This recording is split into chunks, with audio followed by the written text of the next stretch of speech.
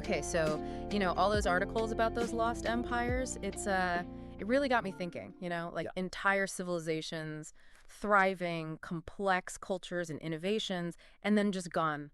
Mm. Poof, Mm. vanished, like Mhm. off the map, just incredible ruins and a ton of mysteries. I mean, for you, you must see this as the ultimate cold Yeah. case, right? Oh, absolutely. Yeah. Yeah.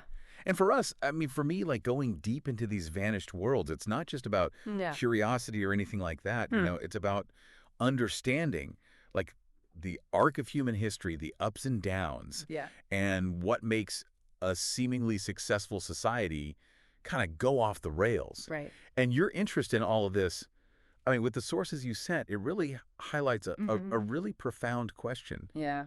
What can these ancient disappearances tell us Yeah. about our present and our future? Exactly. Yeah. That's what I want to do today. That's what I Yeah. think our mission is for this deep dive I guess today. so. We want to unpack Hello. these enigmas of lost empires, Yeah. not just to look at the past, but to see what we can take away from them, Totally. right? That might be relevant today, to the challenges that we face. Absolutely. Yeah, plus, let's be honest, it's just a captivating mystery, isn't it? Yeah. Who doesn't love this? I love it. So we're going to look at 3 key examples that you sent over to me. Yeah. Indus Valley Civilization, Maya Civilization, and the ancestral Pueblones. Yeah. It's perfect. Each one their own time and place. Indus Valley around 1900 BCE, Yep. South Asia. Mm-hmm. Maya, 250 to 900 CE in Central America. Yeah. And the ancestral Pueblones in the American Southwest, Yep. around the late 13th century, so quite a spread there. Huge spread. And for each of these, we're going to ask the big questions. What happened? Right. What made them decline? And what can we learn from their experiences? Right. So, okay, let's start with the first one. Okay. Indus Valley Civilization, really remarkable for its time. Oh, yeah, totally. Yeah. Flourishing in what is now Pakistan and Northwest India. Mm-hmm. And their urban planning, super advanced, incredibly advanced for the time. Mm-hmm. Cities like Harappa and Mohenjo-Daro, they show like these sophisticated layouts, like impressive brick architecture. And get this, early sanitation systems. Wow. Which is just wild. Well advanced. It really is, yeah. But here's the thing, and this is kind of frustrating for us. Yeah. Their script, it's undeciphered. Right. Unlike those Egyptian hieroglyphs. We don't have any Right. long bilingual inscriptions to help us out. Right, right. So this civilization, a big player for centuries, and then around 1900 BCE, we see these signs of decline. Okay, so a real turning point. Yeah. What happened? What caused this really advanced culture to just fade away? Yeah, right. The articles that you sent, there's a few different ideas there. Yeah, there are a few. Right. Yeah, climate change is a big one. A leading theory, and the evidence shows these significant shifts in those monsoon patterns, Okay. which would have led to prolonged droughts, Right. devastating for their river-based agriculture. It's interesting you say that because they were so Right. advanced with irrigation. Exactly. And that's what's almost, Yeah. paradoxical about it. Their strength kind of became a vulnerability Wow. Okay. when the water sources themselves changed. Yeah. Yeah. But then there's also tectonic activity. Okay. That's another possibility. Earthquakes, Right. possibly causing shifts in the course of the Indus River, Wow. in its tributaries, which were essential for their agriculture. Right. Right. And then, of course, there's the theory of invasions, maybe migrating groups. It's complicated. And, of course, the missing script makes it hard to say for sure. Yeah, it's like trying to piece together a story with a whole chapter ripped out. Exactly. Yeah. Got these clues, but we can't read their records, So a full understanding is just out of reach. I know. It's like, imagine, the insights we could have Right. into their social, political, and economic structures. Right. If we could just read their texts, it would be like hearing their side of the story, finally. Yeah, and the sources you sent Yeah. really highlighted Sir John Marshall Yes. and his work in the early 20th century. Pivotal. Absolutely. Harappa and Mohenjo-Daro, those excavations, they really brought this civilization to light. They did. And, it completely revolutionized our understanding of early urbanism in that part of the world. So Marshall's work, it showed a scale and sophistication Oh, yeah. of urban planning that nobody knew about. At the time, totally unheard of. Right, for that era. Yeah. Changed the historical narrative completely. It's amazing to think that we might not even know about this civilization I know, it's crazy, if right? it wasn't for him. It really is, yeah. Okay, so from the ancient Indus Valley, let's fast forward a bit, and across the globe to another civilization. I think you're really fascinated by this. Oh, I am, yeah. The Maya pyramids, calendars, astronomy, Oh, amazing. they really reached their peak between 250 and 900 CE That's right, yeah. in what is now Mexico and Central America. Yep. So the Maya civilization, tell us about that. So the Maya, during this classic period, it was like this vibrant tapestry of these independent city-states, Right. each contributing to this rich Okay. cultural and intellectual legacy. I mean, their achievements in mathematics, the calendars, so accurate. Yeah. And we know they fascinated a lot of people. Yeah. And their monumental architecture, Mm-hmm. all pointing to this highly complex, advanced society. Right. And then we see this abandonment of the cities in the Yeah. southern lowlands. That's right. I mean, it wasn't gradual, was it? No, it seems pretty rapid, yeah. So what do your sources say about this? Yeah.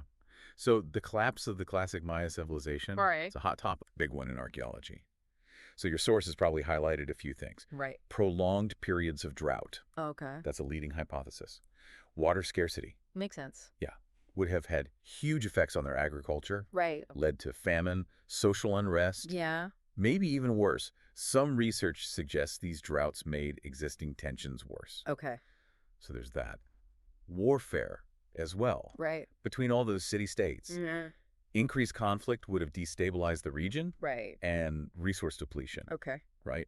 As populations grew, Yeah. greater demands on the environment. Yeah. All strong contenders. Okay. But likely, these weren't isolated, Yeah. but interacted in complex ways, Okay. pushing everything over the edge. So like a perfect storm. Exactly. Yeah. Yeah. A lot of devastating events at the same time. But the suddenness of it, Yeah, that's what makes it so puzzling. it is. Right. I mean, the scale, the abandonment Yeah. suggests a very swift and widespread change. Yeah, it does. I mean, while the evidence for drought warfare, the environmental stress, Right. all compelling, Yeah. the speed, the near total abandonment, Yeah. it leaves questions, unanswered questions. Okay. Yeah. And it's important to remember Yeah. they didn't disappear completely. Right. Their descendants exist today. Of course. Yeah. What collapsed was this specific Right. societal structure, those major urban centers of that classic period. Right. Okay. Yeah. It's also worth highlighting the work on the Maya script. Oh, yeah, the decipherment. That must have been huge. Absolutely massive, yeah. The breakthroughs in deciphering the Maya hieroglyphs, Yeah. with huge contributions from Yuri Norisov, Mm-hmm. were revolutionary. We could move beyond the artwork and actually read their accounts Wow. of their history, their rulers, their religious beliefs, those calendrical systems. It's like reading their diary. I know, it's like reading the news headlines and the historical records of a lost civilization. Which brings us to a notorious Yeah. aspect of their culture. Oh, the calendar. Yeah, 2012, the doomsday prediction. Right. What was it really about? Okay, so the Maya-long calendar, Mm-hmm. it's a sophisticated, intricate system for tracking time over really long periods. Mm-hmm. The end date in 2012 is just the completion of one of those long cycles. Okay. A major milestone, much like rolling over to a new millennium. Okay, right. It was never a prediction of the end of the world. Right, of course. But yeah, that was a big misunderstanding. Became a big thing. It did, yeah, unfortunately. But the Maya calendar, Yeah. it shows their advanced understanding of astronomy and math. Another example of how ancient knowledge can be Oh, yeah, absolutely. misconstrued through a modern lens. Rolly, yeah. Okay, let's move on to our final lost civilization here. Right. The ancestral Pueblones, Mm. often called the Anasazi, Yes, in the Four Corners region that's right. of the United States. Yeah, We're talking cliff dwellings, right? yeah. Incredible, aren't they? Breathtaking. Yeah. So the ancestral Pueblones, they were around for centuries. For centuries, yeah. They inhabited that region where Arizona, New Mexico, Colorado, and Utah meet. Mm. And their architecture, those cliff dwellings, like those at Mesa Verde, Yeah. Canyon de Chelly, absolutely awe-inspiring. Mm. And they developed this really complex society, Right. adapted so well to a challenging desert environment. And then they deserted these settlements, didn't they? Did, yeah, by the late 13th century. Another vanishing act. It really is, yeah. So why did they leave these homes? Yeah, so similar to the Maya, Mm-hmm. a whole bunch of factors likely played a role. Okay. Prolonged and severe droughts. Yeah. Water must have been so scarce there. It was incredibly scarce, yeah. Vital resource. Yeah. Evidence of social upheaval and potential internal conflicts has been found as well at some sites. And resource scarcity, depletion of arable land and forests due to population growth, environmental changes, all could have strained their communities. So we see those recurring themes again. We do, yeah. Environmental pressures, societal stress. Yep. It's interesting how these civilizations were so tied to their environment. Absolutely, and how vulnerable they were to any significant shifts. Right. But the ancestral Pueblones didn't just disappear. That's true, yeah. They migrated. They did, yeah. And joined other Pueblo communities. Mm-hmm. Adds a whole new layer to this story, doesn't it? It really does. Okay, so considering all of this, what kind of expert tips can we offer our listener for approaching this topic? Okay, good question. How can you think like an archaeologist when you're trying to solve these mysteries? Okay, so for anyone wanting to delve deeper into these lost empires, there are a few key approaches. Firstly, look at the physical evidence. The artifacts, the architecture, the layout of the settlements. They offer clues about daily life, their technology, and even reasons for decline. So when you're reading about them, try to visualize those remains. Ask yourself, what do these tell us? Okay, so focus on what they left behind. Yeah, exactly. Tangible evidence. Tangible, yeah. What else? So secondly, ancient writing. Pay attention to it, even if it's not fully deciphered. Like the Indus Valley, right? The patterns, the symbols, they offer hints about their language, social structure. For civilizations where we can read the writing, like the Maya, those texts can provide direct insights into their history, their beliefs, political systems. Unlocking a diary. Exactly. It's a direct line to their thoughts and experiences. Wow. Okay, what's number 3? Okay, number 3. The environment. Always consider that. Climate change, natural disasters, availability of resources, profound impacts on human society. So when you're exploring, look for evidence of droughts, floods, deforestation, soil degradation. These factors are silent but powerful forces shaping history. The environment is a character in the story. Absolutely, yeah. It's a crucial perspective. Okay, number 4. Number 4, societal structures. Analyze them. How is society organized? What were the systems of governance? Social hierarchies, inequalities. Understanding these internal dynamics can reveal sources of instability, conflict that might have contributed to their decline. So look at the inner workings of a society. Exactly, the social and political machinery. Okay, last tip. Lastly, explore comparative history. By examining other civilizations that faced similar challenges. Environmental change, external pressures, internal strife. We can identify common patterns, unique outliers, gain a broader understanding of human resilience. Okay, so drawing connections across time periods. Exactly. And cultures, that's fascinating. It is, yeah. Now, let's think outside the box. Okay. Any unconventional angles? Oh, absolutely. When considering lost empires? So one interesting one is local folklore and oral traditions. Sometimes those myths and legends might contain echoes of historical events.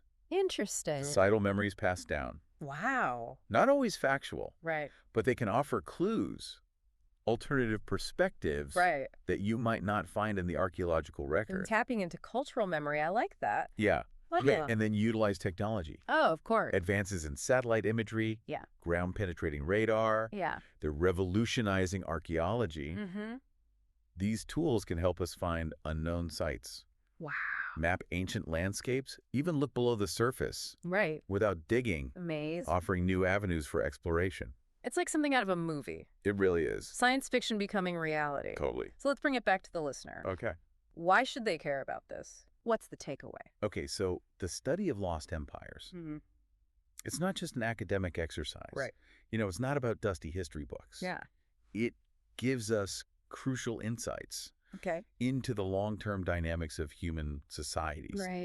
By understanding what contributed to the rise and fall or transformation of past civilizations, we can gain a better perspective on the challenges and opportunities facing our world today. Right. Climate change, Yeah. resource management, social inequality, conflict.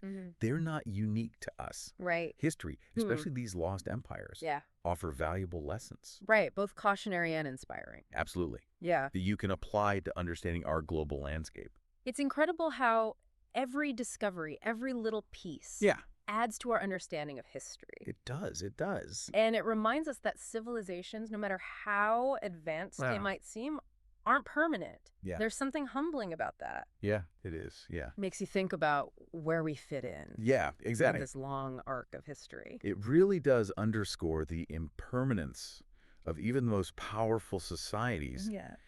And highlights the importance of adaptation, resilience, and learning from the past. Yeah. You know, the legacies of these lost empires, even fragmented, continue to shape our world in subtle ways and not so subtle ways. Right. Understanding them enriches our understanding of the human story, of your story. Well, as we wrap up our deep dive here into these lost empires, it's clear that there's so much more to learn. Absolutely. New discoveries are always being made. Always, yeah. And our interpretations are changing. All the time. The key is to keep asking questions. Yeah. And keep exploring. Absolutely. The stories of the Indus Valley, the Maya, the ancestral Pueblones. They're ongoing narratives. They are, yeah. And each piece of evidence adds another layer to our understanding. It does. It does. History is dynamic. Yeah, absolutely. Always evolving. Yeah. And it's great that you're engaged with all of this. Well, thank you. So for our final thought today. Okay. You know, considering everything we've talked about civilizations and the pressures they face, it makes you wonder, you know, could it be that societies, even at their peak, unknowingly cause their own decline? And what lessons can we learn from these lost worlds?